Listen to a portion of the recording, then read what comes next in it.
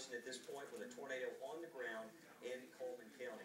And you can see it right there. And we're panned to the west. So this is coming at us from the west to southwest direction. Yeah.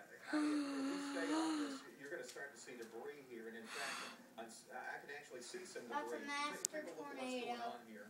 I'm going to get back out of the way. And on occasion, I see some things flying around here. That's actually the debris associated with that storm. As it gets closer to us and closer to downtown Cullman. Wow. See the debris right there? That's actually debris. This thing's kicking up all kinds of stuff here. Impossible. You can't, by looking at a tornado, you can't say if that's an EF3 or an EF4. You have to actually assess the damage afterwards. But you're looking at something that's probably at least an EF3 damage producer. Unfortunately,